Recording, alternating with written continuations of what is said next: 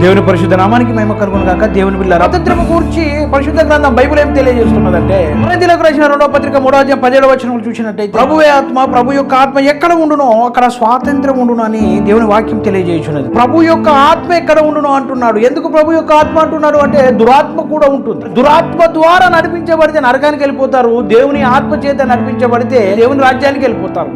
కాబట్టి ప్రతి ఒక్కరు దేవుని ఆత్మ చేత నడిపించబడాలని ప్రభు తెలియజేస్తూ ఉన్నాడు. దేవుని బిడ్డలారా, మరి దేవుని యొక్క ఆత్మ కలిగి ఉన్నవారు సర్వసత్యంలోనికి నడిపించబడతారు. ఈ ఇశ్రాయేలీలు ఐగుప్తి దేశంలో వీరు బానిసత్వముగా ఉన్నారు. దేవుడు వారిని ఐగుప్తి దేశము నుండి మరి వారికి స్వాతంత్రము కలుగజేసి ఉన్నాడు, వారికి విడుదలను గ్రహించి ఉన్నాడు. ప్రభువాత్మ కలిగి ఉన్నటువంటి దేవుని బిడ్డలు ఎవరైతే ఉంటారో వారికి స్వాతంత్రము కలిగి ఉంటారు. ప్రతి ఒక్కరు దురాత్మ కాదు, దేవుని ఆత్మ కలిగి పరలోకానికి సిద్ధపాటు కలిగి ఉండాలని ప్రభు తెలియజేస్తూ ఉన్నాడు.